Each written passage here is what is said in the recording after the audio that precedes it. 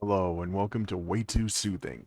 I'm Sam, and this is the inaugural episode, and I couldn't think of a better episode to start with at a better time of year than 'Twas the Night Before Christmas.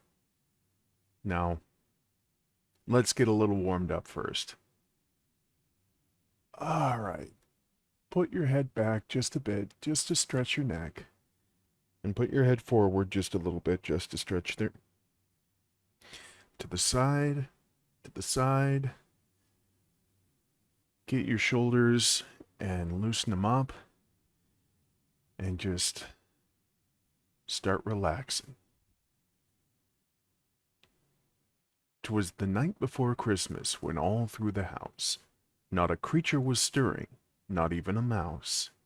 The stockings were hung by the chimney with care, in hopes that St. Nicholas soon would be there. The children were nestled all snug in their beds, while visions of sugar plums danced in their heads.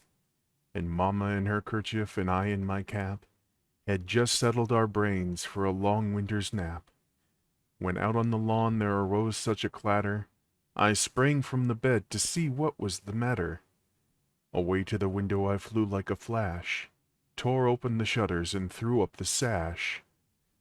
The moon on the breast of the new-fallen snow gave the luster of a midday to objects below, when what to my wondering eyes should appear but a miniature sleigh and 8 tiny reindeer.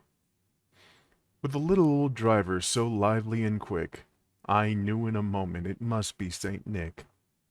More rapid than eagles his coursers they came, and he whistled and shouted and called them by name.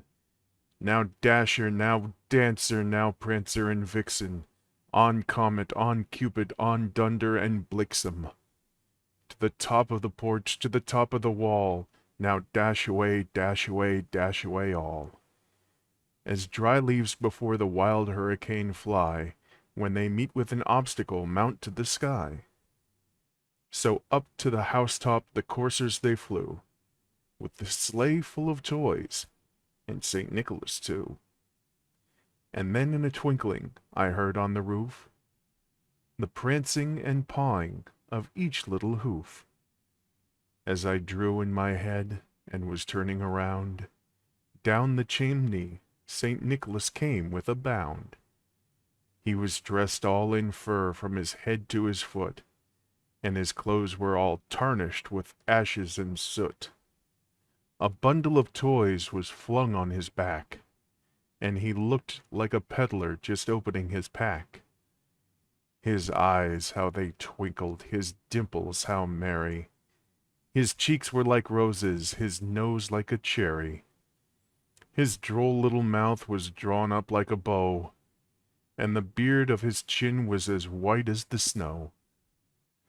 The stump of a pipe he held tight in his teeth, and the smoke it encircled his head like a wreath. He had a broad face and a little round belly that shook when he laughed like a bowl full of jelly. He was chubby and plump, a right jolly old elf, and I laughed when I saw him in spite of myself. A wink of his eye and a twist of his head soon gave me to know I had nothing to dread. He spoke not a word, but went straight to his work, and filled all the stockings, and turned with a jerk, and laying his finger aside of his nose, and giving a nod up the chimney he rose. He sprung to his sleigh, to his team gave a whistle, and away they all flew, like the down of a thistle. But I heard him exclaim ere he drove out of sight, "Happy Christmas to all, and to all a good night." Good night, my night owls. Sleep well, and happy Christmas to you.